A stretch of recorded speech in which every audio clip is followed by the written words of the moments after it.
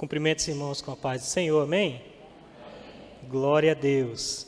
É um motivo de muita alegria para mim estar mais uma vez na casa do Senhor com essa missão que não é uma missão fácil, mas o Deus que chama é o mesmo que capacita, e eu tenho certeza que aqui em nosso meio existem muitas pessoas que foram chamadas por Deus e estão buscando essa capacitação para exercer o ministério, sobretudo do ensino. Lembrando que aquele que tem o ministério de ensino, principalmente, precisa entender que qualquer ministério é para a edificação da igreja. Então, me alegra o coração em ver os irmãos aí investindo tempo para estar aqui aprendendo mais da palavra do Senhor. Nesta oportunidade que nós vamos falar um pouquinho a respeito da pessoa de Jesus Cristo. Eu vou pedir para alguém me ajudar aí, que o meu controle não vai funcionar não. Certo. O terceiro item, ou o terceiro artigo da nossa declaração de fé, vai tratar a respeito da pessoa de Jesus Cristo. Quando nós vamos nos debruçar nesse livro da declaração de fé, nós vamos ver que os escritores eles dedicaram 2 capítulos para falar a respeito de Jesus Cristo. O primeiro, no qual o capítulo de número 4, no qual eles vão falar a respeito da identidade de Jesus Cristo, e o capítulo de número 5, no qual eles vão falar a respeito das obras de Jesus Cristo, onde nós vamos ver a respeito da sua morte, a característica vicária da morte de Jesus, expiatória a respeito da ressurreição, dentre outras características das obras de Jesus durante seu ministério terreno. Então, quando nós vamos ver o artigo 3, ou o item de número 3 da nossa declaração de fé, lá vai estar dizendo isso que está projetado aqui na tela, e eu peço que os irmãos me ajudem lendo também. Como nós estamos em um ambiente pedagógico, nós estamos aqui para aprender, né? Eu trouxe aqui um incentivo, porque a gente sabe, durante nossos períodos aí de aula, a gente sabe que às vezes o irmão ele sabe, ele quer falar, mas a vergonha não deixa. Então a gente trouxe ali um incentivo.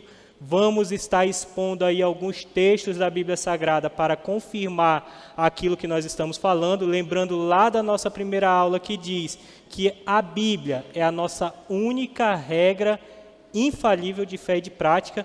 Então, tudo que é falado no nosso credo, a base doutrinária da nossa igreja, está na Bíblia Sagrada, que é inspirada por Deus. Então, nós vamos estar expondo durante a nossa aula alguns textos, e eu vou pedir aí o auxílio dos irmãos, tá bom? Se você ler uma vez, dá oportunidade para outro, tá? Se a gente vê que o povo não quer, aí pode repetir, tá bom? Mas vamos ler todos juntos aqui o que diz o item de número 3 da nossa declaração de fé. Vamos lá. 1, 2, 3. Cremos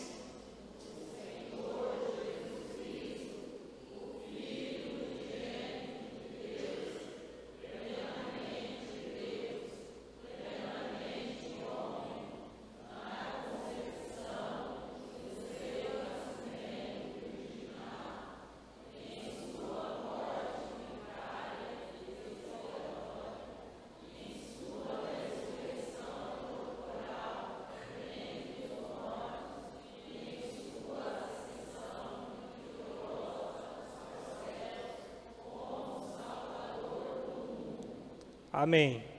Então, esse item da nossa declaração de fé, que vai tratar a respeito de Jesus Cristo, é abordado em uma matéria da teologia sistemática que se chama Cristologia, que é o estudo que se debruça em entender a respeito da pessoa de Jesus Cristo. É uma das nossas doutrinas e é algo que nós precisamos entender. Então, quando nós vemos aqui, cremos, é a nossa crença, como foi dito lá na aula inaugural com o pastor Maxwell, no Senhor Jesus Cristo, o Filho unigênito de Deus, plenamente homem, na concepção e no seu nascimento virginal. Até aqui nós vamos estar aprendendo a respeito da identidade do nosso Senhor Jesus Cristo. Quando nós seguimos que cremos também na sua morte vicária, expiatória e em sua ressurreição corporal dentre os mortos e sua ascensão vitoriosa aos céus, como Salvador do mundo, nós estaremos aí aprendendo a respeito das obras de Jesus. Vamos passar para o próximo? Estudando aí a respeito da pessoa de Jesus Cristo. Está ali meu nome, já foi apresentado, então dispensa apresentações, né? Vamos seguir? Pode passar. Eu trouxe um controle aqui, mas ele não está me ajudando, acredito que é por causa da distância, né? E quando nós vamos, meus amados, entrar no capítulo de número 4 da nossa declaração de fé, o escritor ele vai destrinchar a respeito da identidade novamente, o cremos, né, a respeito da identidade do nosso Senhor Jesus Cristo. Esse texto aqui é um pouquinho maior, mas vai dizer o seguinte: cremos, professamos e ensinamos. Eu abro um parênteses aqui para dizer para vocês que quando ele diz, não é apenas nós crermos. Quando ele fala nós professamos, ele está dizendo o seguinte: nós reconhecemos publicamente, nós confessamos e nós declaramos aquilo que nós cremos. Não basta crer. Nós sabemos que nós temos uma missão que é anunciar, que é ensinar, que é pregar o Evangelho de Cristo, o Evangelho de Jesus Cristo. Então, para que nós venhamos ensinar isso, nós primeiramente precisamos crer, nós precisamos declarar aquilo que nós cremos. Quando nós reconhecemos publicamente, aí nós estamos aptos a ensinar. Então, cremos, professamos e ensinamos que o Senhor Jesus Cristo é o Filho de Deus, o único mediador entre Deus e os seres humanos, enviado pelo Pai para ser o Salvador do mundo, verdadeiro homem e verdadeiro Deus, e dos quais é Cristo, segundo a carne, o qual é sobre todos Deus bendito eternamente. Amém. Está lá em Romanos, capítulo 9, versículo de número 5, que destaca que este Jesus, ele tinha em sua plenitude a natureza humana, mas ainda assim ele era Deus também. Nós vamos aprender daqui a pouquinho, um pouquinho, a respeito da natureza humana de Jesus Cristo e a respeito da deidade, ou seja, da divindade de Jesus Cristo, e entender que, apesar de Jesus possuir duas naturezas, não eram duas pessoas distintas. Ou seja, nós cremos na unipessoalidade de Jesus Cristo. Ele era plenamente homem, mas plenamente Deus, e nós estamos falando de natureza e não de duas pessoas distintas. Isso desafia a matemática, né? Porque quando a gente fala, ele é 100% homem e ele é 100% Deus. Como, olhando pela ótica do mundo, pela ótica da matemática, né, é possível alguém ser em sua totalidade homem e em sua totalidade Deus? Então nós vamos aprender no decorrer dessa primeira parte da aula, que nós falamos a respeito da identidade do nosso Senhor Jesus Cristo, que mesmo ele tendo a natureza humana e a natureza divina, nós estamos falando de uma pessoa crendo na unipessoalidade de Jesus Cristo. E seguimos professando o seguinte: cremos na concepção e no nascimento virginal de nosso Senhor Jesus Cristo, conforme as Escrituras Sagradas e anunciado de antemão pelo profeta Isaías, e que ele foi concebido pelo Espírito Santo no ventre da Virgem Maria, gerado do Espírito Santo no ventre dela, nasceu e viveu sem pecado. Como nós, em tudo foi tentado, mas sem pecado, conforme está escrito em Hebreus, capítulo de número 4, versículo de número 15. E que ele foi entregue nas mãos dos pecadores para ser crucificado pelos nossos pecados, mas ressuscitou corporalmente dentre os mortos ao terceiro dia e ascendeu aos céus, onde está à direita do Pai e de onde intercede por nós, e a nossa esperança vai voltar para buscar uma igreja santa, zelosa, especial e de boas obras. Louvado seja o nome do Senhor. Podemos passar? Então, entrando aqui para falar a respeito da identidade de Jesus, a primeira parte desse capítulo, nós vamos aprender a respeito dos nomes e títulos de Jesus. Quando nós falamos a respeito de identidade, vale destacar que nós, seres humanos, nós possuímos a identidade nominal, que é aquele nome que é dado para você, né, o nome pelo qual você é conhecido, né, quando fala, aquele jovem que ministrou a aula a respeito da pessoa bendita de Jesus Cristo. Quem é ele? É o presbítero Edmundo Nogueira. Né? Então, isso significa a identidade nominal. É aquele nome que você recebeu da sua mãe e pelo qual você é conhecido. Mas nós estamos expostos também à identidade biológica. Estamos inseridos em um mundo, hoje, imerso no relativismo,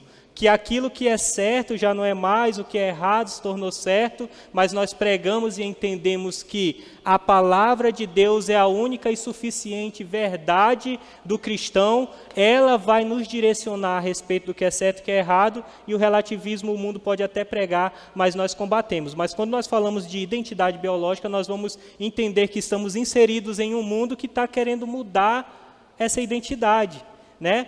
Você pode nascer biologicamente reconhecido como homem, mas aí o mundo vem e quer te dar o direito de escolha, de você querer escolher ser o que você quiser. Mas nós entendemos aqui que identidade biológica, Deus te deu um gênero, Deus te deu uma identidade biológica, seja macho, seja fêmea, é aquilo que Deus decidiu que nós nascêssemos. Né? Então, esta identidade biológica, existe também a identidade cultural. Por que eu estou falando isso? Porque nós vamos entender a respeito que Jesus, como homem, ele possuía a sua identidade nominal, identidade biológica, era um ser humano, né, passível das mesmas dores que nós, né, e ele estava inserido dentro de uma cultura, dentro de uma sociedade, apesar de não ter se corrompido com os ditos da sociedade. Então, nós vamos começar aqui com a parte da Bíblia, tá bom? Peço a ajuda aí dos irmãos. Nomes e títulos de Jesus. Identidade nominal. Jesus, né, tinha por nome, esse que é o nosso Salvador, tinha por nome Jesus. Nós vamos ver isso com base na Bíblia, lá em Mateus, capítulo 1, versículo 21, e em Lucas, capítulo 1, versículo 31. Vamos abrir a Bíblia? Quem achar, sinta-se à vontade para ler. E aí o irmão vai te presentear aí com um chocolate, tá bom? Eita glória! Eu quero ver se o povo não vai falar hoje.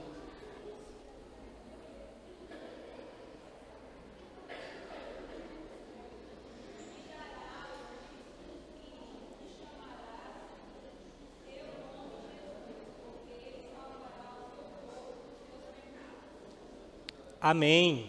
Vocês viram aí?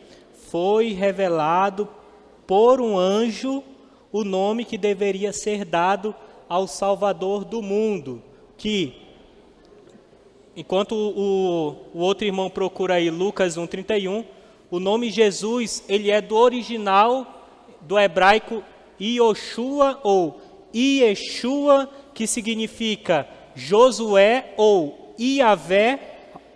Iavé é o tetagrama do nome Deus, né? E significa a salvação.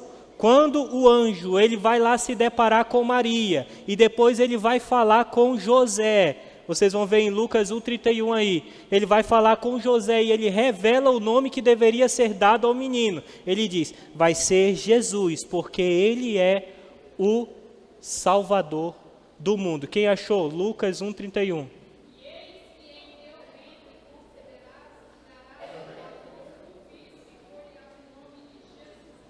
Amém? Glória a Deus. Levantou dois, ó, vocês viram? Está acirrado o negócio. Amém. Então, aqui entendido que a identidade nominal daquele que é o Salvador do mundo recebeu por inspiração divina, revelado por Deus por meio do anjo, né, para os seus pais, tanto para Maria quanto para José, que o nome do menino deveria ser Jesus, que significa o Salvador do mundo, conforme os textos ao qual nós lemos. E é importante que nós vamos abrir a Bíblia para a gente ler a Bíblia e entender que doutrina tem base na Bíblia. Né? Então não adianta o professor vir aqui e falar um monte de coisa se não mostrar na Bíblia onde é que se encontra aquilo que ele está falando. Né? Jesus, conhecemos também ele como sendo Cristo. Cristo é um título que significa ou ungido ou o consagrado. Quando o nome mais comum chamado para aquele que é o Salvador do mundo é Jesus Cristo. A união desses dois nomes que é o Salvador do mundo, ungido e consagrado por Deus para essa missão específica que é de Salvador da humanidade. Senhor, nós vamos ver a nossa declaração de fé, ela destrinchar um pouquinho a respeito desse termo Senhor. Senhor vem do grego, Kyrios, né? E há muitos casos no Novo Testamento em que o vocábulo Senhor, ao ser aplicado a Cristo, reveste-se do sentido que tem no Antigo Testamento, quando se fala de Kyrios, quando se fala de Senhor, nós estamos falando de Deus, nós estamos falando daquele que é o Todo-Poderoso. Então, em muitas ocasiões, no Novo Testamento, quando for se falado a respeito de Senhor, nós estamos falando, destacando a divindade de Jesus Cristo. Vamos abrir aqui, Lucas 2:11.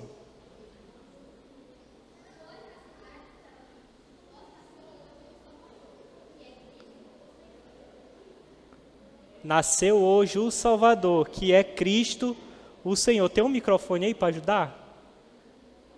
Quando o irmão levantar, os irmãos que estão me auxiliando aí, levam o microfone para ele para ficar audível, né, para todos que estão presentes. Então, nós estamos vendo aí um exemplo em Lucas 2:21, né, em que é dito para aqueles 3 magos que naquela cidade estava nascendo Jesus Cristo, o Senhor, né, ou aquele que tem o poder. Temos também como o nosso Jesus conhecido como sendo o mediador, ou aquele que é o meio, é quem media, né? Vamos abrir aí, 1 Timóteo 2:5, e o outro já abre João 14:6, para a gente ganhar tempo. Você levanta, o microfone vai chegar. Estão afiados, hein? Ô glória! Porque há um só Deus, e um só mediador, entre Deus e os homens, Jesus Cristo, homem. Amém? Ele é o nosso mediador entre Deus e os homens, porque há um só Deus e um só mediador, ou seja, um só meio entre Deus e os homens, que é Jesus Cristo, o homem. Você vê nesse versículo aí, Paulo destacando ao mesmo tempo a divindade, destacando que Jesus é Deus, e ao mesmo tempo destacando que ele é um homem. Nós vamos ver isso aí nos nossos próximos tópicos. João 14:6.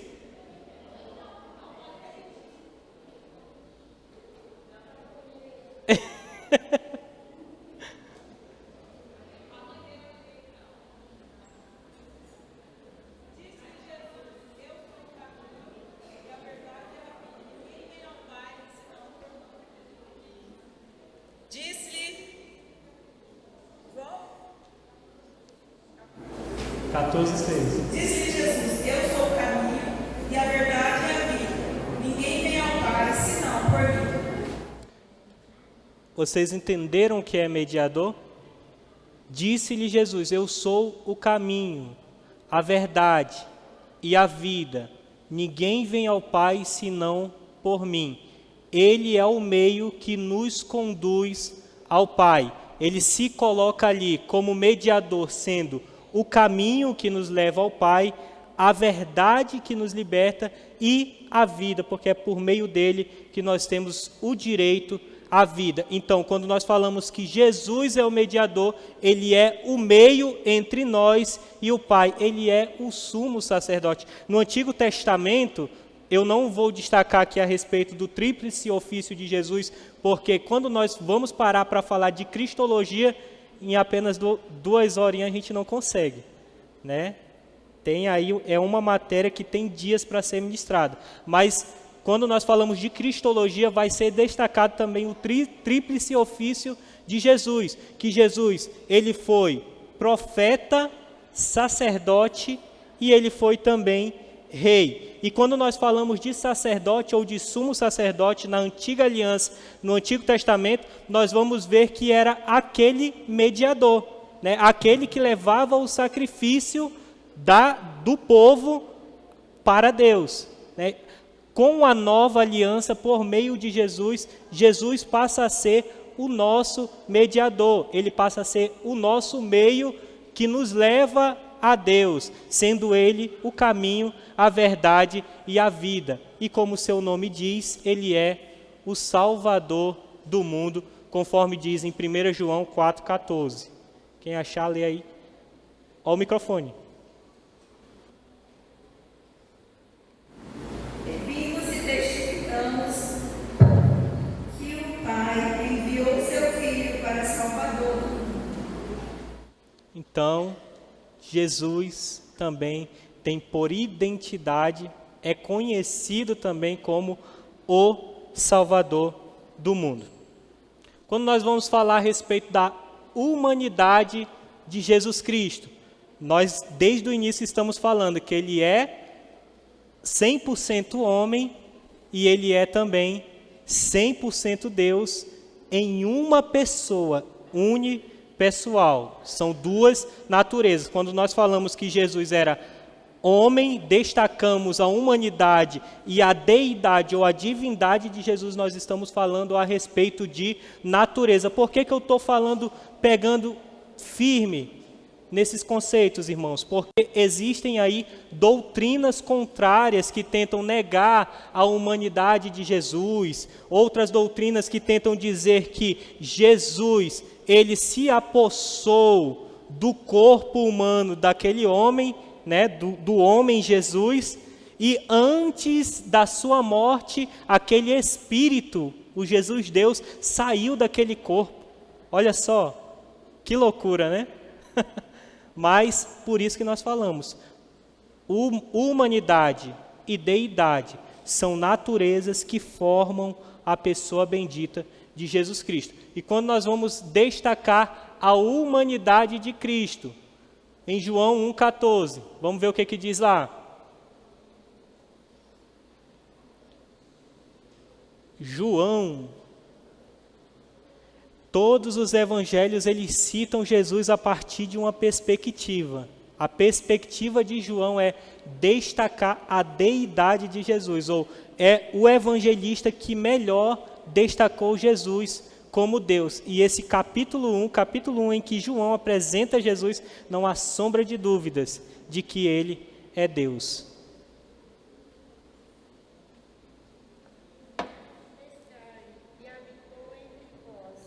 E vimos a sua glória como a glória do unigênito, do Pai, cheio de graça e verdade. Ou seja, o verbo, aquele que estava lá no início, aquele que é Deus, ele encarnou, se fez carne, se tornou humano e habitou entre nós. É isso que João está dizendo no seu capítulo 1, versículo 14. As Escrituras Sagradas apresentam diversas características humanas em relação a Jesus. Vamos ver aqui a sua concepção e nascimento. Quando nós olhamos lá no Antigo Testamento, em Isaías capítulo 7, versículo 14, a palavra de Deus vai dizer: por isso o Senhor mesmo lhe dará um sinal, a virgem ficará grávida e dará à luz a um filho, e chamará o seu nome Emanuel. Vamos ver o que o Novo Testamento diz a respeito disso? Mateus capítulo 1, versículo 23. A virgem ficará grávida e dará à luz a um filho e lhe chamarão Emanuel, que significa Deus conosco. Deus encarnou e habitou no meio de nós. Então, aqui nós estamos destacando que o ser humano, ele possui uma concepção natural. O que é, Edmundo, essa concepção e nascimento natural? É quando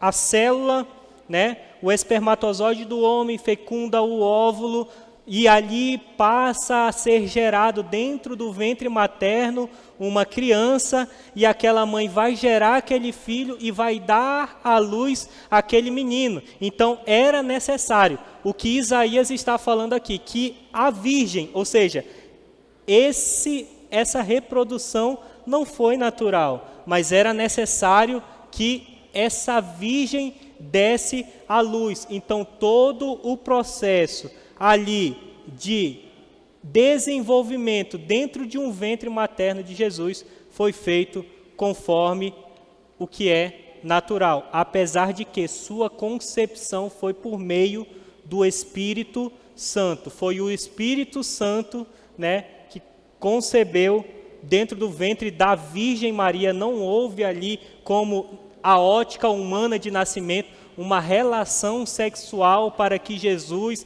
nascesse. Por que falamos isso? Porque tem seitas heréticas que pregam dessa forma. Jesus foi concebido no ventre de uma virgem por meio do Espírito Santo, e isto está lá no início do item que nós lemos lá no comecinho da aula. Cremos na sua concepção virginal e no seu nascimento por meio do ventre de uma virgem, né? E lá no Antigo Testamento foi profetizado, e no Novo Testamento confirmado a respeito do nascimento, da concepção e nascimento por meio do ventre de uma virgem. E cabe destacar que a palavra de Deus ela é enfática em dizer que José, que era o esposo de Maria, aquele que tinha tomado Maria para ser sua esposa, ele não conheceu, a Bíblia diz que ele não conheceu Maria até o nascimento de Jesus, né? E quando nós falamos em conhecer, nós estamos falando desse relacionamento mesmo entre homem e mulher, essa intimidade entre homem e mulher, onde há a concepção aí de fato natural para haver ali a gestação de uma criança. Então, destacando, enfatizando, Jesus foi concebido pelo Espírito Santo no ventre de uma virgem, e o seu nascimento foi natural.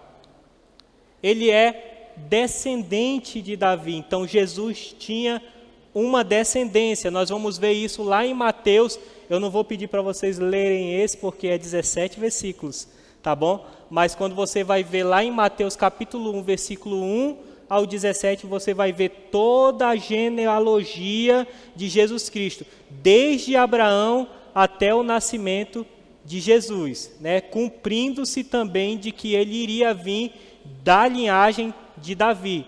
Conhecido, quando nós voltamos lá para o nome dele, ele é conhecido também, como disse lá o cego de Jericó, Jesus, filho de Davi, reconhecendo a sua origem, a sua genealogia, né? Então, nós destacamos aqui que ele possui a descendência de Davi, conforme a genealogia prevista lá em Mateus capítulo 1, versículos 1 ao 17. Quanto a limitações físicas, para destacar a humanidade de Jesus. Jesus, ele sofreu as mesmas limitações que nós sofremos enquanto homem. Jesus se fadigou, se cansou, porque ele estava em um corpo humano. Ele teve sono, fome, sede, ele teve sofrimento e dor, sobretudo ali no jardim Getsêmani, quando ele foi orar, né? Vamos ler aqui? Vamos ler que vocês vão ver na Bíblia cada característica dessa humana prevista na Bíblia Sagrada. Fadiga, abra aí em João capítulo 4, versículo 6. Os demais irmãos, já vai abrindo aí Mateus 8, 24, 21, 18, João 19, 28 e Lucas 22, 44. Enquanto um lê, o outro já vai levantando, que é para a gente ganhar tempo. E estava ali a fonte de Jacó. Jesus, pois, cansado do caminho, assentou-se assim junto da fonte. Era isso quase a hora sexta. Amém? A palavra de Deus diz que ele estava cansado, ou seja, fadigado do caminho. Então só se cansa quem é ser humano, quem tem essa natureza humana, né? E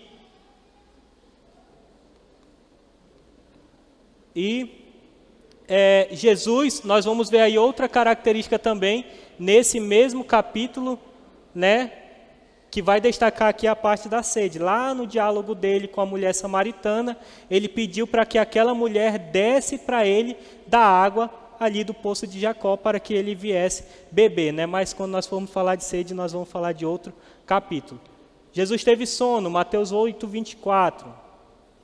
Quem achou? Procure uns outros aí já, irmão.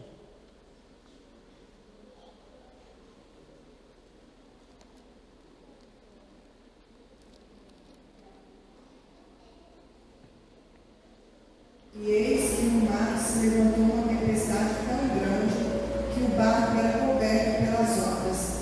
Ele, porém, estava dormindo. Jesus estava dormindo. Mais uma característica humana. Jesus teve fome, Mateus 21, 18.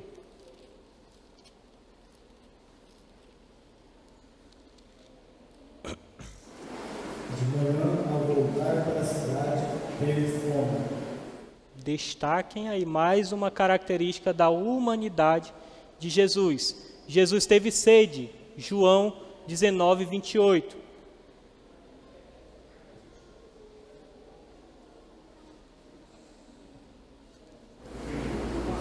Depois, sabendo Jesus que já todas as coisas estavam determinadas para que as Escrituras se cumprissem, disse: tenho sede. Tenho sede. Mais uma limitação física de ser humano destacada aí na pessoa bendita de Jesus Cristo. E Jesus sofreu também. Jesus passou por sofrimento e dor, conforme está escrito em Lucas capítulo 22, versículo 24. Quem achou?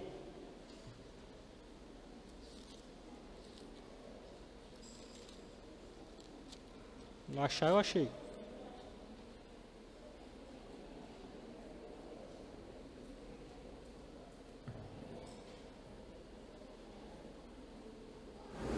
E houve também entre eles contenda sobre qual deles parecia ser o maior.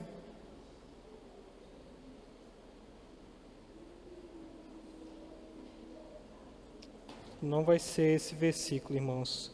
Vai ser em Lucas 22 mesmo. Mas vai ser dos versículos 39 para frente aí que nós vamos achar que Jesus, ele lá quando estava orando, pode entregar para ela porque ela... E posto em agonia, orava mais intensamente, e o seu suor tornou-se grandes gotas de sangue que corriam até o chão. Amém. Então, Jesus já passando pelo sofrimento, sentindo o sofrimento do Calvário, né? A palavra de Deus, o Evangelho de Lucas vai dizer que ele estava em agonia, sentindo dor, ao ponto que o seu suor se transformou em sangue. É um fenômeno chamado pela medicina de hematidrose. Isso é muito difícil de acontecer, né? São casos raros e específicos de pessoas que estão em intensa agonia, intenso sofrimento. Então é para mostrar que Jesus também ele passou por sofrimento. Jesus também ele sentiu dor, porque vamos fazer uma reflexão bem básica aqui. Se ele possuísse apenas a natureza divina, seria fácil, não seria? Mas ele veio na condição de homem, sofrendo os mesmos sofrimentos que nós sofremos, passando pelas mesmas paixões que nós estamos sendo expostos, tendo as mesmas limitações humanas que nós temos. No entanto, em momento algum, Jesus se corrompeu com este mundo, deixando aí um exemplo. Ele é o nosso maior exemplo.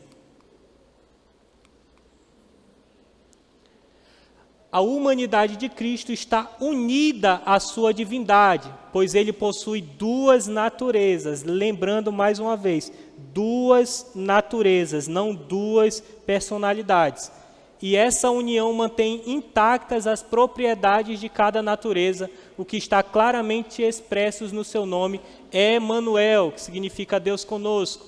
A encarnação do Senhor Jesus fez-se necessária para satisfazer a justiça de Deus. O pecado entrou no mundo por um homem, Adão, assim tinha que ser vencido por um homem, Jesus Cristo, conforme diz Romanos capítulo 5, versículos 2, 18 e 19. Isso aqui não precisa abrir não. Em sua natureza humana, Jesus participou de nossa fraqueza física e emocional, mas não de nossa fraqueza moral e espiritual. 1 João capítulo 4, versículo 3 diz o seguinte, para nós: e todo espírito que confessa que Jesus não veio em carne, não é de Deus. Destacamos aqui, em rápidas palavras e em rápidas características, a humanidade do nosso Senhor Jesus Cristo, que veio ao nosso meio, o Emanuel, o Verbo que encarnou e habitou entre nós, veio em carne, veio como um ser humano para fazer cumprir-se as Escrituras. A deidade absoluta do nosso Senhor Jesus Cristo. Quando nós falamos de deidade, nós estamos falando de uma característica de Jesus, que é a divindade. Nós vamos destacar nesse momento Jesus como Deus. Nós já falamos dele como um ser humano anteriormente, agora nós vamos falar dele como Deus e vamos dar uma aceleradinha aí, porque senão nós não terminamos. A Bíblia afirma com frequência que Jesus é Deus, porque nele habita corporalmente toda a plenitude da divindade, conforme Colossenses capítulo 2, versículo 9. A deidade absoluta de Jesus, eu destaquei aqui, João capítulo 1, versículo 1. Não precisa nem abrir, que eu acho que todo mundo sabe decorado, né? No princípio era o Verbo estava com Deus e o Verbo era Deus. Né? Então nós estamos falando de um homem que estava lá no princípio com Deus, e este homem que veio, este ser que veio na condição de homem, mas não perdeu a sua natureza divina. As Escrituras Sagradas revelam os atributos divinos na pessoa de Jesus. Vejamos, na aula passada, vocês aprenderam a respeito da Trindade, né? Viram a respeito da pessoa do Pai, que é Deus, do Filho, Jesus Cristo, e do Espírito Santo, e entenderam que as três pessoas da Trindade possuem os atributos de Deus, que são esses que eu destaquei aqui. E vamos rapidinho, eu vou pedir para vocês pegarem só a primeira referência de cada atributo de Deus aqui. Quando nós falamos de onisciência, está pacificado e entendido que nós estamos falando do poder de saber de todas as coisas, em palavras simples. O que é a onisciência, irmãos? É saber de todas as coisas. O nosso Deus, tendo por atributo a onisciência, ele sabia de tudo. Vamos ver o que diz João 1, 47 ao 51.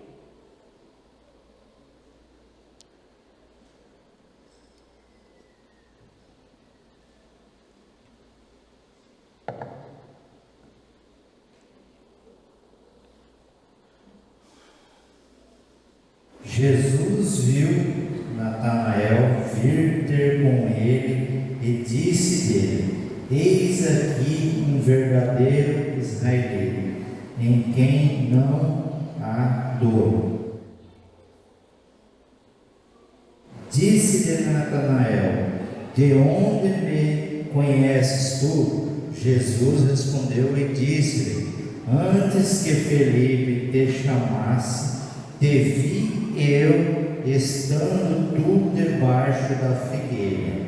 Natanael respondeu e disse-lhe: Rabi, tu és o Filho de Deus? Tu és o Rei de Israel? Jesus respondeu e disse-lhe: por que te disse, vi-te debaixo da figueira? Crês? Coisas maiores do que estas verás.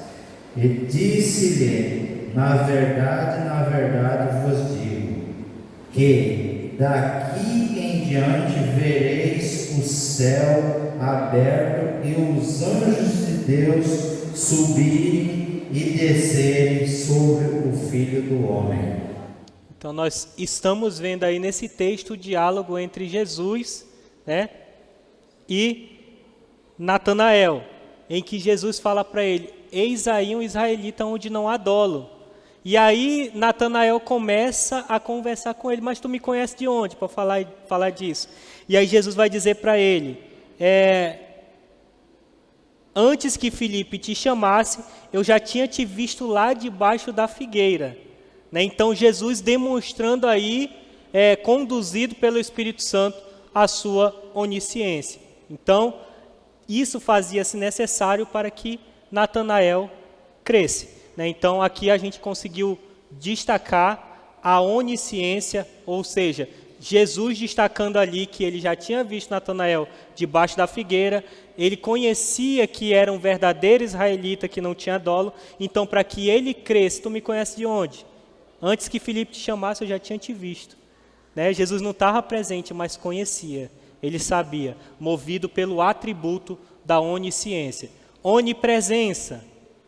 Quem sabe o que é onipresença? Vale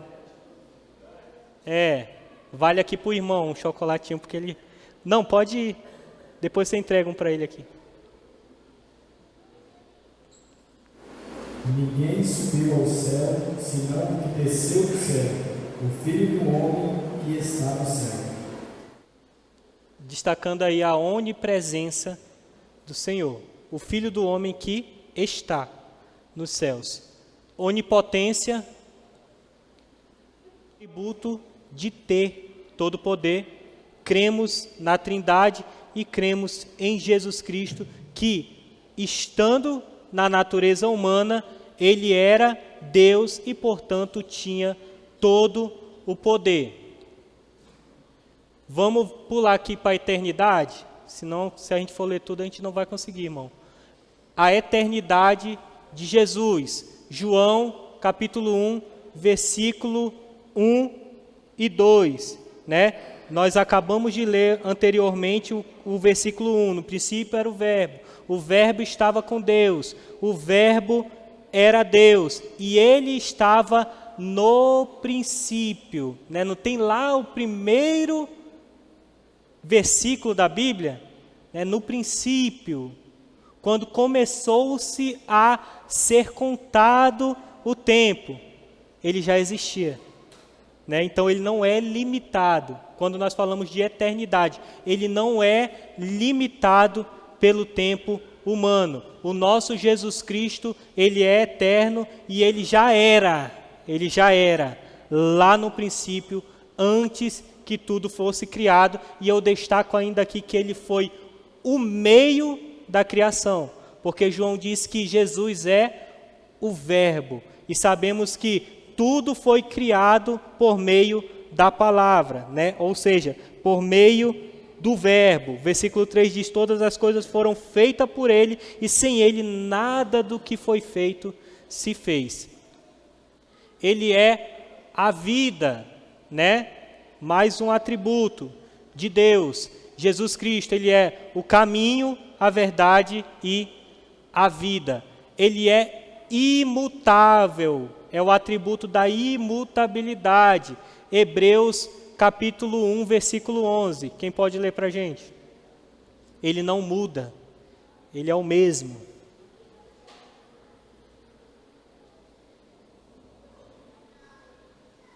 E eles perecerão, mas tu permanecerás, e todos eles como roupa envelhecerão. Ou seja, Jesus não muda, ele é o mesmo. Ontem e hoje vai permanecer assim como Deus, possuindo aí o atributo da imutabilidade. E temos aqui outros, irmãos, espiritualidade. Eu vi que alguns de vocês tiraram aí uma foto, mas vocês não vão perder em nada de olhar versículo por versículo desse e entender aí, por meio da Bíblia Sagrada, cada atributo de Deus na pessoa bendita de Jesus Cristo, destacando então a sua deidade, assim como a santidade, a bondade e a verdade. Como eu já havia falado para vocês, a unipersonalidade de Jesus Cristo. Jesus Cristo é uma pessoa da Trindade. Até aqui nós aprendemos a respeito da natureza, características da natureza de Jesus, que é a sua humanidade e a sua deidade ou sua divindade. Aprendemos até aqui a respeito de natureza, que Jesus era homem, da mesma forma que veio como Deus. Então, ficou provado que Jesus Cristo possui duas naturezas, a divina e a humana. No entanto, embora que tenha duas naturezas, ele não possui duas personalidades ou pessoas, sendo uma pessoa divina e outra pessoa humana, mas é só uma, apenas uma. Jesus Cristo é uma só pessoa em duas naturezas distintas, no entanto, unidas. Louvado seja o nome do Senhor. O ministério de Jesus. Nós vamos ver isso também na nossa declaração. O propósito da vinda de nosso Senhor Jesus Cristo ao mundo foi a redenção de todos os pecadores. O seu ministério terreno é dividido pela trilogia que é ensinar, pregar e curar. Então nós vamos notar que durante todo o ministério terreno de Jesus, que durou aproximadamente 3 anos e meio, ele se dedicou a ensinar, a pregar a palavra do Senhor da maneira correta e a curar, a fazer milagres, né? Então sua mensagem era exposta com simplicidade, clareza, originalidade e uma autoridade dada por Deus. É o que diz em Mateus capítulo 7, versículo 29. Porquanto os ensinava com autoridade e não como os escribas. Então, vemos aí que durante o ministério de Jesus na terra, ele teve o ministério dele se resumiu em ensinar, pregar e curar. E quando nós vamos falar dos milagres de Jesus, nós vamos ver que Jesus ele tinha uma preocupação não apenas em curar o físico daquelas pessoas que se deparavam com ele. Ele se preocupava também em curar o espiritual, né? Vai, a tua fé te salvou. Então ele vinha para, além de dar uma cura física para aqueles que precisavam, trazer a salvação, porque eles também necessitavam, sobretudo, além da cura física, precisava também de salvação. E este é o objetivo principal e o significado do nome dele, o ministério de Jesus na terra. Ele veio como homem justamente, pregou, ensinou, curou, fez muitos milagres, que no final do livro de João ele vai dizer que se todos os milagres de Jesus fossem escritos em livros, o mundo não ia poder conter o tanto de livro que iria existir, né? Vocês vão ver lá nos últimos versículos, no último capítulo de João a respeito disso. Então, mas apesar de tudo isso, o objetivo principal é a salvação, a sua morte, que nós vamos ver aí no 2º capítulo. Meus queridos, eu vou dar para vocês aí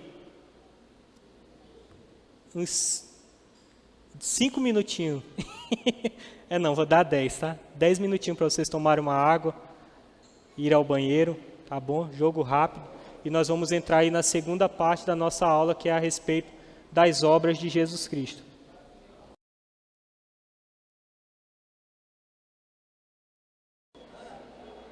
Partindo aí para o encerramento.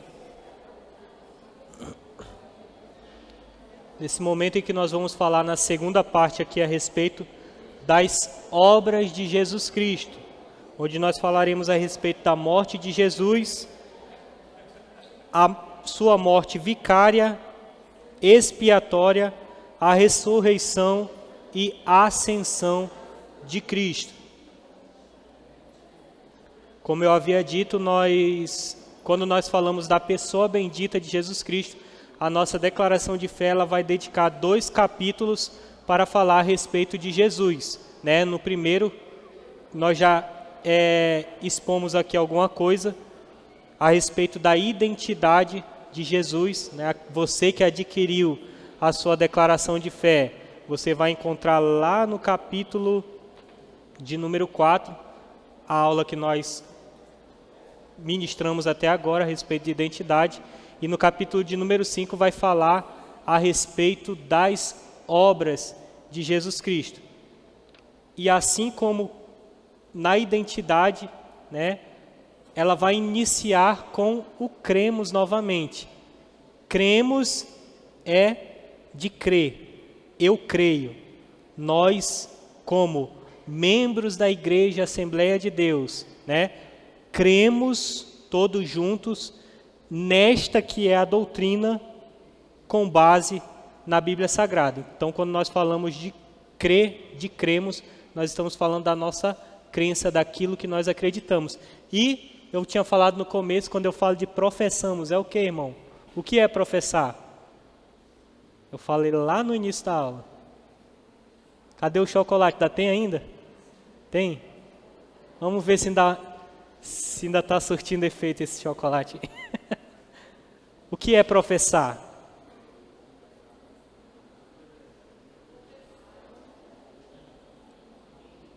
Alguém falou alguma coisa aí, ó. Tenha medo não. Não tenha medo e não tenha vergonha. Nós estamos em um ambiente de aprendizado, então não é errado errar aqui, tá bom? Se você errar, nós vamos corrigir. O que é ruim é a gente errar na vida, né? O que é ruim é a gente vir para uma escola bíblica, aprender da Bíblia e sair daqui com dúvida e levar essa dúvida aí para o nosso dia a dia. Apesar de que quando nós estamos falando de professar, é algo mais pedagógico aqui que eu quero saber se vocês entenderam. Porque cremos e falamos, né, pastor? Cremos e por isso falamos.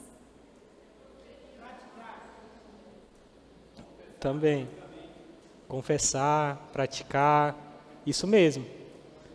E ensinar, entra na parte de falar. Teve coragem. Eu sei que tem muita gente que sabe aí, mas não quer falar, tem aquele receio, aquele medo, né? E eu digo isso porque eu já estive também como aluno. O aluno Edmundo hoje ele já fala até demais, né? Então, eu falo mesmo. Eu internalizei isso, irmãos, e é importante. Se a gente está num ambiente de aprendizado, o objetivo é sair daqui sem dúvida, né? É não levar dúvida para casa, principalmente quando nós estamos falando da palavra do Senhor. Então, cremos, declaramos publicamente, praticamos, porque não adianta somente crer. O irmão trouxe uma palavra bem importante que se enquadra nesse professar, que é o praticar. Não é só crer.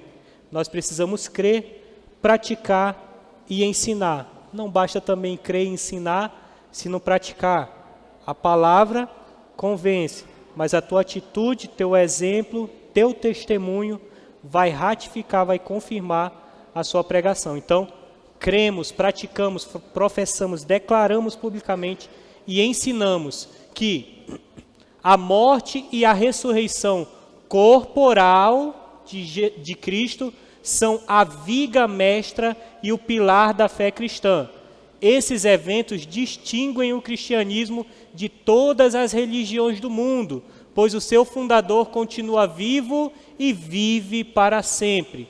Não temas, eu sou o primeiro e o último. O que vive fui morto, mas eis que estou vivo para todo sempre. É o que está escrito em Apocalipse, capítulo 1, versículos 17 e 18. Então, essa primeira parte aqui, desse cremos aqui, nós estamos falando a respeito da pessoa bendita de Jesus Cristo, que é a pedra fundamental, é o fundamento, é o fundador da igreja, né? O fundador do cristianismo. Nós vamos ter aí mais para frente uma aula para falar a respeito de igreja, de eclesiologia, o estudo da igreja. E nós vamos ver nessa aula que Jesus Cristo é o fundamento. E a sua morte e ressurreição é a viga, é uma coluna dessa nossa crença, né? E um ponto importante que o escritor ele coloca aqui é que nós acreditarmos que Jesus morreu, mas ele ressuscitou e está vivo, diferencia a nossa crença de todas as outras que tem por aí afora, porque todas as outras crenças que existem, seitas que sejam, o seu fundador já morreu, está morto, né? Allan Kardec está morto, Buda está morto, né? Filósofos que existem aí morreram, mas o nosso Jesus nós cremos, professamos e ensinamos que ele veio, lembra lá da primeira parte da aula? Veio como homem e como Deus, exerceu o seu ministério terreno, aleluia, se entregou no Calvário por nós, é isso que nós vamos aprender agora, morreu, mas ao terceiro dia ele ressuscitou corporeamente e hoje ele está vivo e assentado à direita do Pai, louvado seja o nome do Senhor. Sem a sua morte não haveria redenção. E sendo ele consumado, veio a ser a causa de eterna salvação para todos os que lhe obedecem. Hebreus 5:9. Sem a ressurreição, não haveria esperança para a humanidade. E se Cristo não ressuscitou, é vã a vossa fé e ainda permaneceis nos vossos pecados. E também os que dormiram em Cristo estão perdidos. É o que está lá em 1 Coríntios capítulo 15, versículos 17 e 18. Então, sem a ressurreição de Jesus Cristo, a nossa fé seria em vão, né? Não teríamos o perdão do nosso pecado e até mesmo, como diz aqui Paulo, lá em 1 Coríntios capítulo 15, os mortos ainda estariam em pecado. Por isso que nós falamos aqui lá no início, que a morte e a ressurreição corporal de Jesus Cristo é o pilar da nossa fé, é a coluna da nossa fé. As obras de Cristo são amplas, mas aqui focamos em sua morte, ressurreição e ascensão aos céus e também nas implicações teológicas de sua morte expiatória e vicária em favor de todos os pecadores. A morte de Jesus.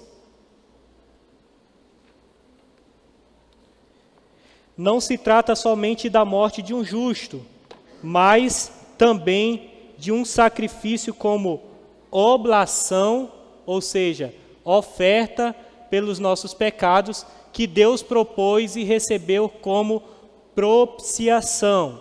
Quando nós falamos em propiciação, eu fiz questão de trazer os significados, porque aí a gente traz conceitos com palavras que não são compreendidas, né? E acaba surgindo a dúvida, e quem não tem coragem de perguntar vai embora com a dúvida. Então, quando nós falamos de oblação, é uma oferta, e quando nós falamos de propiciação, eu trouxe aqui no final o conceito de propiciação. O que é propiciação, Edmundo?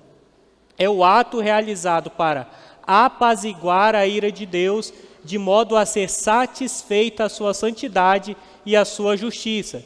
tendo como resultado o perdão do pecado e a restauração do pecador à comunhão com Deus. Então, a morte de Jesus Cristo, ela foi o sacrifício dele como uma oferta pelos nossos pecados que Deus propôs e recebeu como oblação, como este ato para apaziguar a sua ira, para satisfazer a sua santidade e a sua justiça pelas nossas ofensas. O primeiro anúncio da vinda do Messias já previa a sua morte, né?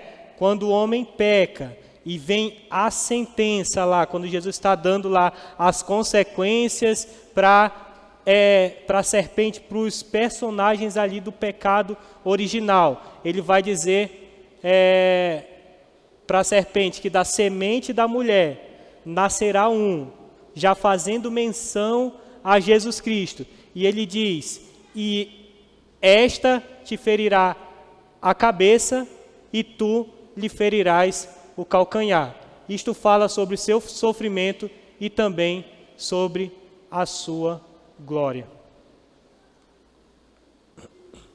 A morte vicária. O que é a morte vicária? A morte vicária significa morte substitutiva, ou seja, vicária, o significado de vicária é substituição. Então, quando nós usamos esse termo, que a morte de Cristo, ela foi uma morte vicária, nós estamos dizendo que Cristo, ele morreu em substituição a todos nós pecadores, né? Então, a morte vicária significa morte substitutiva. Todo o sistema sacrificial do Antigo Testamento fundamenta-se na ideia de substituição. E essa transferência da culpa do pecador para a vítima é simbolizada pela imposição de mãos sobre a cabeça do animal. Está lá em Levítico capítulo 1, versículo 4. E porá sua mão sobre a cabeça do holocausto, para que seja aceito por ele para a sua expiação ou seu perdão. O profeta messiânico, o profeta Isaías, no capítulo de número 53, ele vai nos trazer um pouquinho a respeito dessa substituição. E é um texto que eu gosto muito e me alegra, que diz o seguinte: e quem dá o crédito à nossa pregação? E a quem se manifestou o braço do Senhor? Porque foi subindo como renovo perante ele, e como raiz de uma terra seca não tinha parecer e nem formosura, e olhando nós para ele, não via boa aparência nele para que o desejássemos. Era desprezado e o mais indigno entre os homens, homens de dores, experimentados nos trabalhos, como de quem os homens escondiam o rosto. Era desprezado e não fizemos dele caso algum. Olha só, substituição.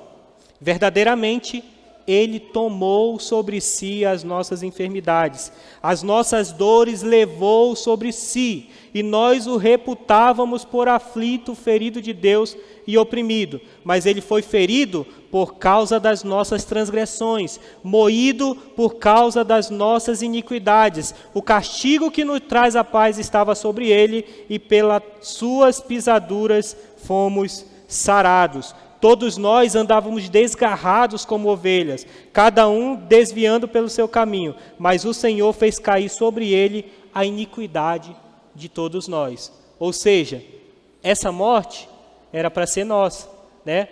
Quando o homem peca, lá no pecado original em Gênesis, né, Deus, ele orienta o homem: de toda árvore que está no jardim, comerás, mas daquela que está no meio do jardim, não comerás. Sabe por quê? Consequência. Todo pecado, toda atitude do ser humano, ela vai nos trazer uma consequência. E Deus, ele fala para o homem, para Adão: porque no dia que comerdes, certamente morrerás, né? Então entra a morte na humanidade. E a Bíblia, ela vai nos trazer que o salário, a consequência do pecado é a morte. Nós vimos aqui, um pouquinho antes, que por meio de Adão, o pecado entrou no mundo. O sistema sacrificial do Antigo Testamento, ele vai fundamentar-se em sacrifício, nessa ideia de substituição. Ou seja, para haver expiação, para haver o perdão, é necessário o derramamento de sangue.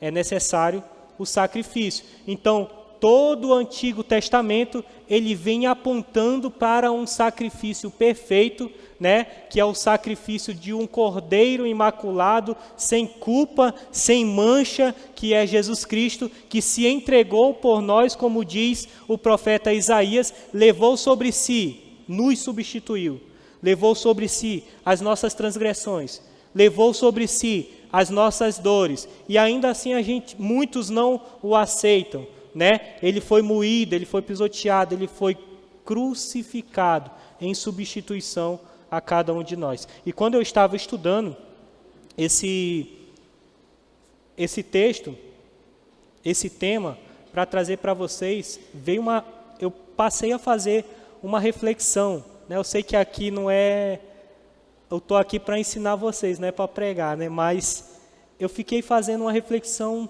comigo mesmo. Eu gosto de fazer essas autoanálises de vez em quando.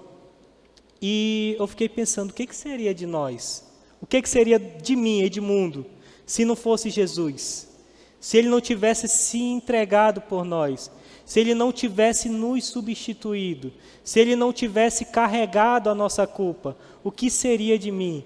Hoje, estou aqui na frente dos irmãos, pela graça de Deus, porque eu não sou nada e nem ninguém, mas ministrando uma aula, um estudo, mas eu fico pensando, se não fosse a graça salvadora de Jesus Cristo, se Ele não tivesse carregado o peso da cruz, as consequências do nosso pecado, talvez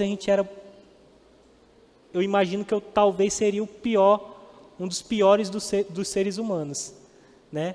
Então Ele carregou, e nós somos gratos a isso.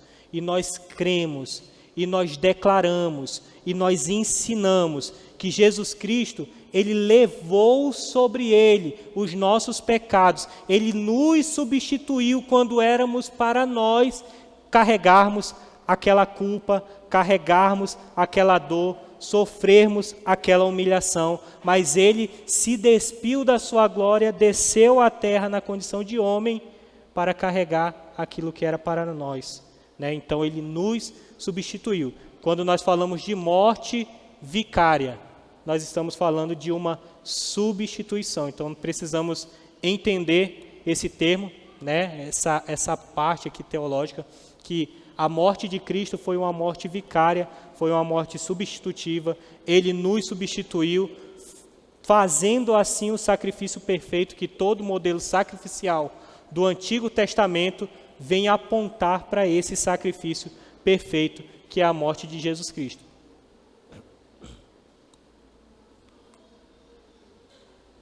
Passa para mim. Esse negócio que falha de vez em quando. Mas vamos lá. Expiação, irmão. A morte de Cristo, ela foi vicária, uma morte vicária. Uma morte em substituição. Ele nos substituiu. Mas foi uma expiação também. O que é expiação? Perdão dos pecados daqueles que se arrependem deles e os confessam, acompanhado de reconciliação com Deus através do sacrifício de uma vítima inocente. No Antigo Testamento, essa vítima, o objeto do sacrifício, era um animal, né, que já apontava para a figura de Jesus Cristo crucificado. Vamos abrir aí, esses dois textos aí. Levítico capítulo 1, versículos 4 ao 7, outro já abre. Não, esse Hebreus aí eu vou ler, irmão, para ganhar tempo.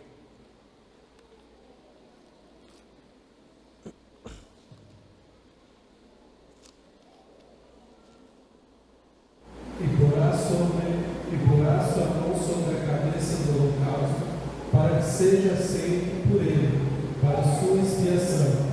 Depois degolará o bezerro perante o Senhor, e o filho de Arão e os sacerdotes oferecerão sangue e aspergirão o sangue à roda sobre o altar, que está diante da porta da tenda da congregação. Então esfolará o holocausto e partirá nos seus pedaços. E os filhos de Arão e os sacerdotes porão fogo sobre o altar, pondo em ordem a lenha sobre o fogo. Glória a Deus. Então esse era o modelo sacrificial, modelo de sacrifício no Antigo Testamento. Para haver perdão, era necessário o sacrifício de um animal que era entregue para o sacerdote, né? Para ali ele fazer o sacrifício e haver ali a expiação do pecado daquele que estava oferecendo. Vamos ver o que já fala o Novo Testamento. Hebreus capítulo 9, versículos 19 ao 28 diz o seguinte: porque, havendo Moisés anunciado a todo o povo todos os mandamentos segundo a lei, tomou o sangue dos bezerros, dos bodes, com água, lã, púrpura e sope, e aspergiu sobre todos o mesmo livro com o povo, dizendo: este é o sangue do testamento que Deus vos tem mandado. E semelhantemente aspergiu com sangue o tabernáculo e todos os vasos do ministério. E quase todas as coisas, segundo a lei, se purificaram com sangue. E sem derramamento de sangue não há remissão. Vemos que Moisés ele estava fazendo um ritual para que houvesse a purificação, né? Perdão, purificação dos pecados. E esse perdão, essa purificação se dava por meio de sangue. Já no Novo Testamento aqui nós vamos ver esse princípio. Para haver perdão de pecado, para haver expiação, para haver purificação, é necessário o derramamento de sangue. E ele segue dizendo o seguinte: de sorte que era bem necessário que a figura das coisas que estão no céu assim se purificassem, mas as próprias coisas celestiais como sacrifícios melhores do que este, porque Cristo não entrou num santuário feito por mãos, figura do verdadeiro, porém do mesmo céu, para agora comparecer por nós perante a face de Deus, e nem também para si mesmo se oferecer muitas vezes, como sumo sacerdote, cada ano entra no santuário com sangue alheio. De outra maneira, necessário lhe fora padecer muitas vezes desde a fundação do mundo, mas agora na consumação dos séculos, uma vez se manifestou para aniquilar, ou seja, para acabar de uma vez por todas com o pecado pelo sacrifício de si mesmo, o modelo de um sacrifício perfeito. E como aos homens está ordenado morrerem uma vez, vindo depois disso o juízo, assim também Cristo, oferecendo-se uma vez para tirar os pecados de muitos, aparecerá a segunda vez sem pecados aos que esperam para a salvação. Então o escritor aos Hebreus está apontando o modelo sacrificial do Antigo Testamento e já está dizendo que Jesus Cristo ele veio para executar o sacrifício perfeito, né? Ele morreu uma vez, mas aniquilou o pecado. E assim como o homem morre uma vez, Cristo morreu uma vez, mas ele vai vir outra vez em glória para buscar aqueles que assim o esperam. Louvado seja o nome do Senhor.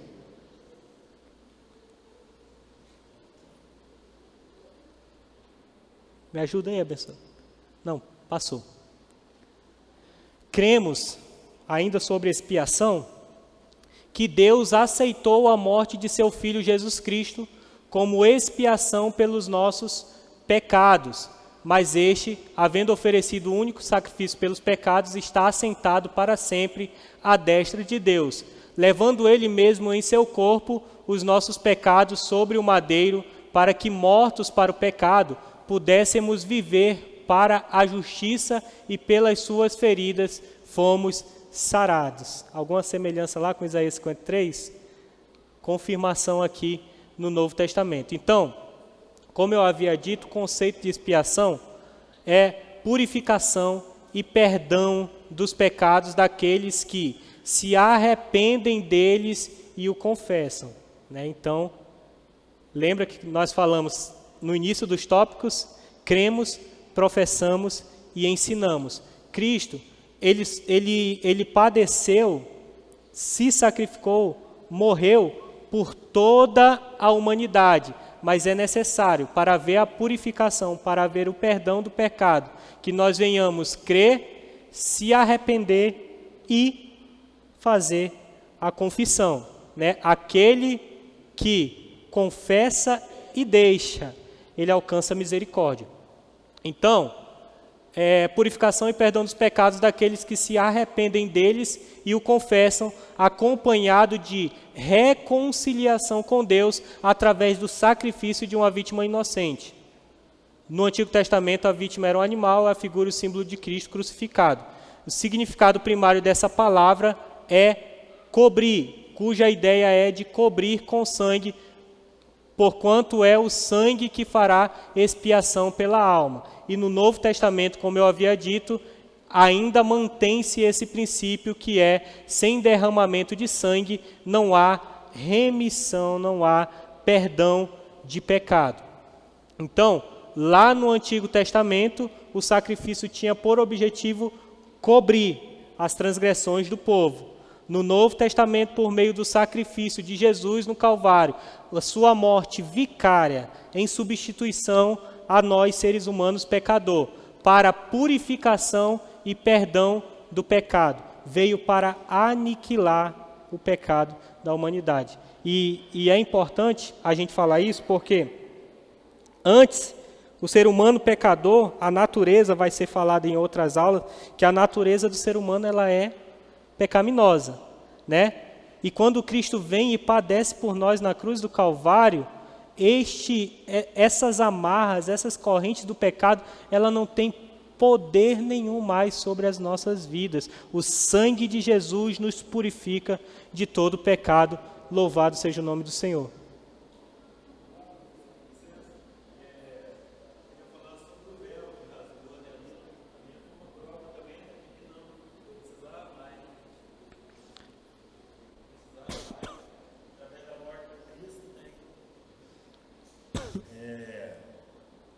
Irmãos,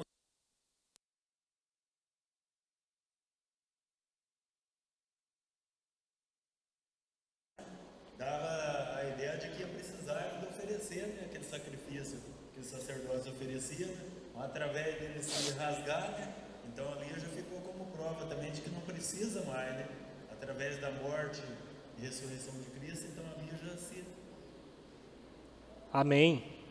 Amém. Então, quando o irmão fala que Jesus ali na cruz do Calvário, no momento da sua morte, os evangelistas eles vão dizer que o véu do templo ele se rasga de alto a baixo, né? Quando nós vamos olhar lá no Antigo Testamento, o véu do templo era uma espécie de...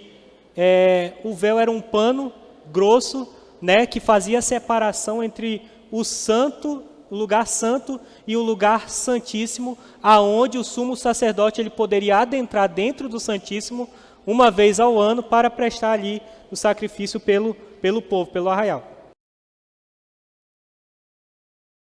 Antes, eu falei para vocês lá quando eu expliquei que Jesus é o mediador entre Deus e os homens. Antes, no Antigo Testamento, na Antiga Aliança, né, a gente tinha como mediadores os sacerdotes, os sumos sacerdotes. Jesus, ele vem, se entrega em sacrifício vivo por nós, e quando ele morre, como o irmão falou, o véu do templo se rasga de alto a baixo, e aquela separação que tinha entre nós e o homem supriu-se pela promessa do Espírito Santo, né? Jesus, ele vai, em João 14, ele vai dizer que ele vai, mas não nos deixaria órfãos. Enviarei outro Consolador, ou seja, um outro da mesma essência, da mesma forma, né, que estará com vocês todos os dias, até a consumação dos séculos. Então, nós temos, pela graça de Deus, não vou adentrar aí no tema de Espírito Santo, que é a próxima aula, mas, pela graça de Deus, hoje nós temos o Espírito Santo, que intercede por nós diante do Pai. Antes, tínhamos por mediador os sacerdotes. Hoje, temos por mediador Jesus Cristo na pessoa bendita do Espírito Santo. Então, o véu do templo com a morte de Jesus se rasga de alto a baixo. Aquela separação que era feita por meio de rituais, né, não existe mais. Hoje nós temos o livre e contínuo acesso, temos novamente o direito à salvação e à vida eterna concedida a nós por meio do sacrifício vicário e expiatório de Jesus Cristo na cruz do Calvário. Pode passar. Foi. Volta aí um. Mais um. Pode passar. Só um. Passou dois. A ressurreição e a ascensão de Jesus Cristo. Lembra que nós falamos lá no início do tópico que a morte e ressurreição de Jesus Cristo é a viga ou a coluna central do cristianismo, da nossa crença, né? Então, nós vamos falar aqui sobre ressurreição. Cremos e ensinamos que o Senhor Jesus ressuscitou dentre os mortos ao terceiro dia, segundo as Escrituras, conforme diz 1 Coríntios capítulo 15, versículo 4. E apresentou-se vivo com muitas e infalíveis provas aos seus discípulos por um período de 40 dias. Vamos ler aí, 1 Coríntios capítulo 15, versículos 5 ao 8. Quem achar pode ler.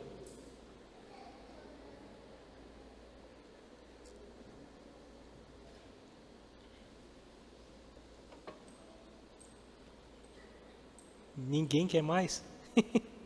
Aqui, ó.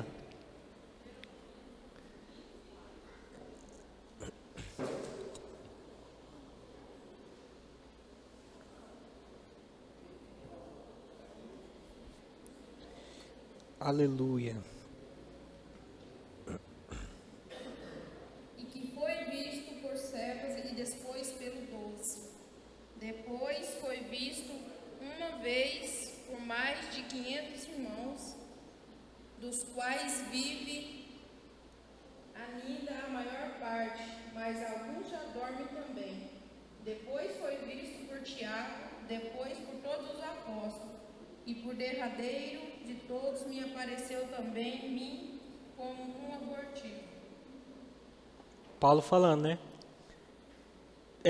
Jesus, ele ressuscita, nós vamos ver aqui na sequência que foi de forma corporal, né? Jesus, ele ressuscita, aparece para Cefas, para os 12, para cerca de 500 pessoas, e aí Paulo diz, e depois para mim como um abortivo, que foi o encontro que ele teve com Jesus ali a caminho de Damasco. Encontro este que o concedeu ali o título de apóstolo, né? Então, Cristo, depois de ressuscitar, ele ainda esteve aqui na terra por um período de 40 dias. A sua ressurreição foi corporal, conforme profetizado no Antigo Testamento, anunciado de antemão pelo próprio Senhor Jesus Cristo, testemunhado pelos apóstolos, conforme nós vimos aí que a irmã leu, e Deus ressuscitou a este Jesus, do que todos nós somos testemunhas. Deus ressuscitou a este Jesus, do qual todos nós somos testemunhas, é o que Pedro diz em Atos, capítulo 2, versículo 32. Vamos ler também Lucas, capítulo 24, 39. Gravem, entendam, creia, professe e ensine, que a ressurreição de Jesus, ela foi corporal, tá? Ele ressuscitou em corpo. Quando nós vamos ver aí enquanto algum irmão acha aí, Lucas 24, 39, eu estou sentindo falta do pessoal da Siloé aí ler, hein? Tem dois abençoados aí, não está lendo? Vede as minhas mãos e os meus pés, que sou eu mesmo. Tocai-me e vede, pois um espírito não tem carne nem ossos, como vedes que eu tenho. Vocês estão vendo? A ressurreição de Jesus foi corporal. Isso aqui nós vemos o encontro entre Jesus e Tomé. Então, Tomé não estava crendo, né? E muitos, até hoje, não creem também. Então, Tomé não estava crendo, e quando Jesus se encontra com ele, toca, vede meus pés, vede minhas mãos, pode tocar, porque um espírito não tem corpo e não tem ossos, confirmando através do Evangelho de Lucas 24, 39, que a ressurreição de Jesus foi corporal. como falamos lá no início do tópico, é a viga central, a coluna da nossa fé. E se Jesus não estivesse ressuscitado, vã seria a nossa fé, né? Então gravem isso. Ele ressuscitou, morreu, sua morte vicária em substituição, expiatória para purificação e perdão dos pecados, e ressuscitou ao terceiro dia de forma corpórea, não foi um espírito apenas, ele ressuscitou em corpo e passou um espaço de 40 dias ainda na terra.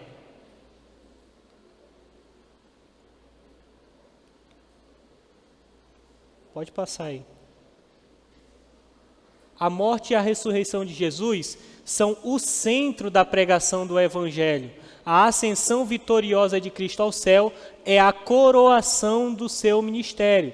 Após sua morte e ressurreição, ele foi elevado aos céus. E aconteceu que, abençoando-os, ele se apartou deles e foi levado aos céus, conforme Lucas 24, 51. E assentou-se à direita de Deus, onde se encontra até os dias de hoje. E nós temos uma promessa. Ele ascendeu, né?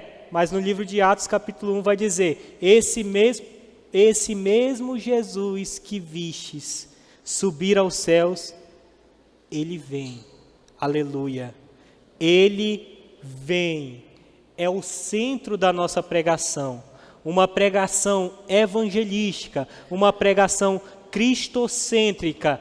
Cremos, professamos e ensinamos que Jesus veio na condição de homem, 100% Deus, morreu uma morte vicária, substitutiva e expiatória para purificação e perdão dos pecados, mas ressuscitou ao terceiro dia de forma corpórea, subiu aos céus, ascendeu aos céus, mas ele vem para buscar a mim e a você, que assim aguardamos. Louvado seja o nome do Senhor. Quem tem essa esperança? Eu estou sentindo falta de glória a Deus, irmão.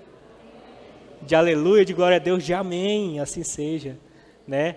Aleluia, essa é a nossa esperança, esse é o nosso desejo, né? Essa é a base da nossa fé, que Jesus, ele morreu, ressuscitou ao terceiro dia e nos deixou a promessa que vem buscar esta igreja que assim o espera. Louvado seja o nome do Senhor.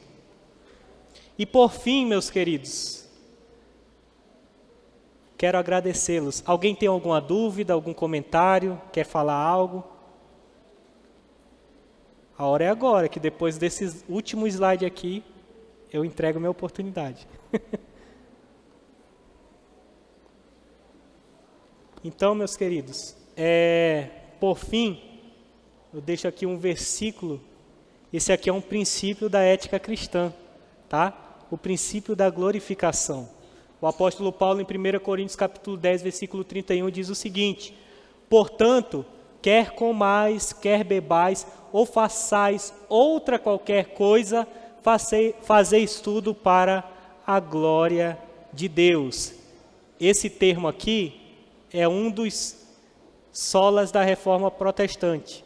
Só lhe deu glória, glória somente a Deus. Que a nossa vida, nós possamos praticar esse princípio do 1 Coríntios 10, 31. Que a nossa vida, a nossa existência, seja para a glorificação do nosso Pai que está nos céus. Então eu desejo que Deus abençoe a todos vocês. É a terceira aula de 16, né? Os conservem nesse propósito firmes, porque o cansaço vem, somos seres humanos, né? Mas o Espírito Santo de Deus, ele nos conduz a chegar até o final. E se vocês forem fiéis até o final deste cremos, eu tenho certeza que vocês vão sair daqui ainda mais entendidos, crendo, professando e ensinando o que diz a palavra de Deus. Que Deus vos abençoe e continue orando pelo Edmundo, que precisa da oração de vocês. Amém? Quantos aprenderam nessa noite? Glória a Deus. Deus vos abençoe.